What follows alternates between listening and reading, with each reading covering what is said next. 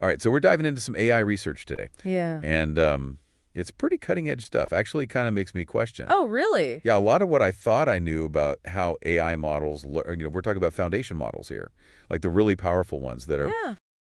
powering everything from chatbots Mm, to self-driving cars. yeah. And this research is really focused on how we can train them to actually like think, Right. you know, instead of just memorizing and spitting back information. Yeah, it's all about generalization, right? Like we want these models to be able to Right. take what they've learned and apply it to new situations that they haven't seen before. Yeah, like think about a self-driving car that's only been trained on sunny California roads, right? Exactly. What happens when it encounters, It's going to be completely lost. yeah, a snowstorm in Boston? Right. That's generalization. Yeah, and that's what makes this research so fascinating. They're basically throwing two of the biggest contenders in AI training into the ring. Oh, okay. Who are we talking about here? Supervised fine-tuning, or SFT, as it's often called, Okay. which has been the go-to method for a long time. And then there's reinforcement learning, Okay. RL, the up-and-comer. So it's SFT versus RL, huh? So that's like the classic battle of just memorizing versus learning by doing. Exactly, yeah. You hit the nail on the head. With SFT, you're basically bombarding the model with a ton of labeled data. So you have examples and solutions all paired together. Okay. It's like drilling flashcards Yeah, into a student's head. right. And it works really well for very specific tasks. But what happens when the rules change? Right, right, yeah. What happens when you change the game? That's where RL comes in. You got it. It's like teaching a dog to fetch. You only reward the dog when it actually brings the ball back, not Right, just for running around. right. It's about the outcome, Yeah. not the specific steps. Okay, so this research is like a deep dive into Yeah. how these two approaches actually perform when it comes to pushing those models Yeah, pushing them beyond. beyond their comfort zones. Exactly, Uh, exactly. And they designed these two really clever testing grounds. One is called GeneralPoints, okay. which is basically a card game based on arithmetic reasoning. Oh, Kind of interesting. like a souped up version of that 24 game. Yeah, okay, yeah, yeah, I get you. And then the other one is V-IRL, which is a simulated environment where they're testing visual navigation, like if you were training a self-driving car, Okay. but in a virtual world. Right, I'm intrigued, but how do you actually test a model's ability to generalize in these environments? Like, So they threw in some curveballs, literally. okay. In general points, they would change the values assigned to certain cards, like they'd make a jack worth 15 instead of 11. Or they would swap the colors of the cards. Oh, wow. Yeah, sneaky, right. And then in VIRL, they would train the model using instructions that had absolute directions, like north, south, east, west. But then they would test it Oh, with relative directions. so like left and right. Exactly. Or they would switch the testing environment to a completely different city. Oh, wow. So they trained it to navigate in, say, San Francisco and then just dropped it in Rome. Exactly. Oh, man. That's a true test That's a true test. of adaptability. Yeah, and for both of these tasks, they use this massive multimodal model from Meta called Llama 3.2-Vision-11B, Okay. which means it can process both text and images. So it's perfect for these multifaceted challenges. Right. Okay. So they've got the stage set, they've got the contenders ready, and they've got a pretty formidable AI model to put through its paces. This is where it gets really interesting. What did they find? Well, the results were not what a lot of people in the AI community were expecting. Okay, come on, don't leave me hanging. Spill the tea. Who emerged as the champion of generalization? Reinforcement learning won, hands down. And Really? I'm not talking about a close call. This was a knockout. Wow. But why? I mean, SFT has been like the go-to method for so long. Like, why is this happening? Yeah, so the researchers really dug deep into this. They wanted to understand the how and the why. And what they found is that SFT, even though it's so effective in those really narrow tasks, it Yeah, seems to fall into this trap of just memorizing. right. It's like a student cramming for an exam, right? Yeah. They can regurgitate all the information, but they don't really understand it. So you're saying these SFT models are basically like parrots, right? They can mimic what they've seen, but they can't actually apply that knowledge to new situations. That seems to be what this research is showing us, yeah. Okay. And that's kind of unsettling, right? But here's where it gets really interesting. Oh, okay. I'm on the edge of my seat. Tell me more. So not only did RL consistently outperform SFT in both general points and VIRL, but it also demonstrated something completely unexpected, something that could really change how we think about training these models in the future. All right, come on, you've got to stop with the cliffhangers. What was this unexpected finding? So it turns out training with RL actually enhanced the model's visual recognition capabilities. Wait, what? Hold on. So you're telling me that just by focusing on the outcomes, like rewarding the model for getting to the right answer, Yeah. it actually made it better at understanding the images? That's exactly what the research suggests. Yeah, it's like by forcing the model to really focus on that goal, on achieving the goal, RL is pulling it to extract more meaningful information from the visual data.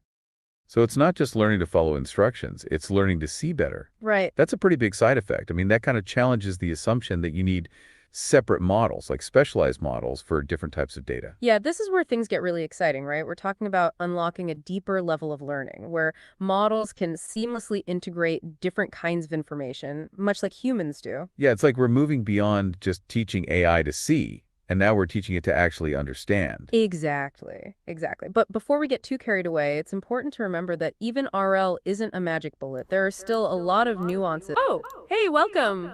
What's up? Hey there. So what's the difference, the training process between the SFT and the RL?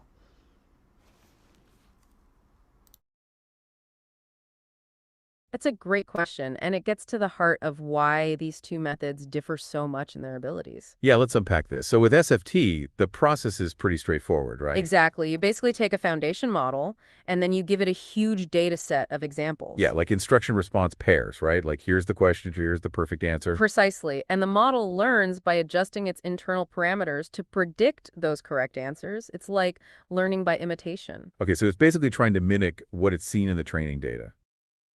Right. It's adapting to the specific task by trying to perfectly replicate the provided solutions. So it's all about trying to be a really good copycat, I guess. Yeah, that's a good way to put it. Now, RL is totally different. It's all about learning through interaction. Okay, so how does that work exactly? Well, you have the model, and it's placed in an environment where it takes actions. And then what? And then it receives a reward based on the outcome of those actions. So it gets a thumbs up or thumbs down kind of deal? Exactly. And the model learns to take actions that maximize that reward signal. So it's not being given the answers, it's figuring out the best actions to take to get to the answer. Precisely, yeah. It's learning by trial and error, and it's optimizing for that ultimate goal. Okay. Oh, yeah. Uh-huh.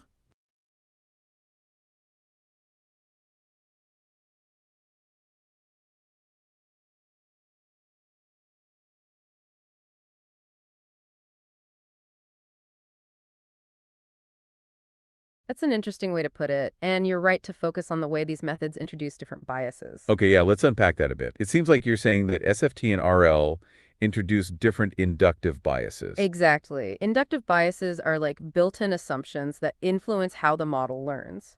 In SFT, the bias is toward learning a direct mapping. So it's biased to just repeat what it has already seen, that direct response. Yes, which tends to lead to that memorization we were talking about, but with RL, the bias is towards optimizing for an objective, like a reward. Okay, so it's not just trying to repeat, it's trying to achieve a specific goal.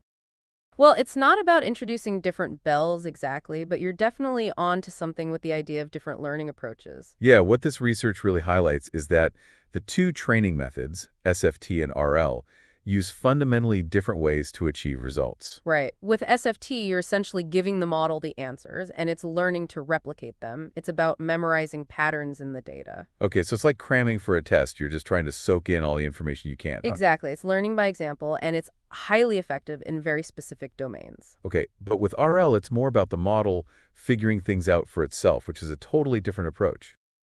Right, and that focus on the outcome allows it to develop more general strategies. So you could say that RL is biased towards adaptability rather than just replication. Precisely, yeah. And that distinction is really why RL tends to generalize better. Okay, so SFT is like a student following a study guide, while RL is like a student solving a puzzle using hints. That's a great analogy, and this is why RL tends to generalize better. It's learning the underlying strategies. Right, like how to solve any puzzle, not just that one particular puzzle. Exactly, and this helps us understand why SFT might struggle with those new unseen situations. Right, because it's just repeating the specific solutions it's seen before, but it's not really understanding the big picture. That's right, and this also explains the role of the verifier, which we'll get into right now. Okay, yeah, that makes sense. Thanks for that explanation. No problem at all, and thanks for that insightful comment. Now, as I was saying, let's talk about the verifier. Yeah. Oh yeah, let's hear it. Why don't we just use SFT? Why don't we just use RL instead of SFT?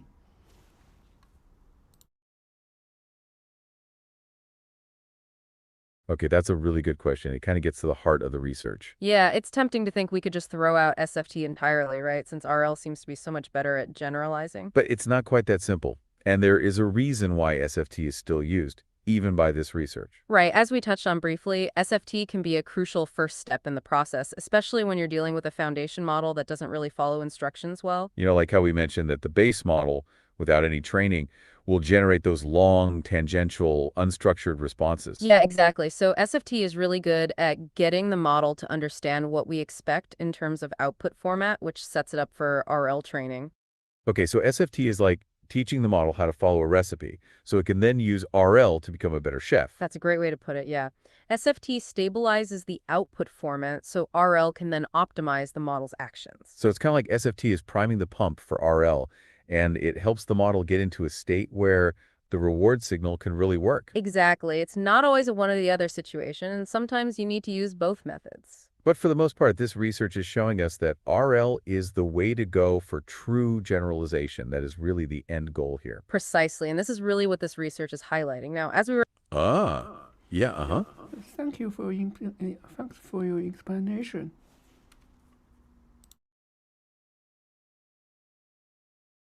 You're very welcome, and we're glad that helped clarify things for you. Yeah, we really appreciate you chiming in with your questions. Now, as I was saying, let's get back to the very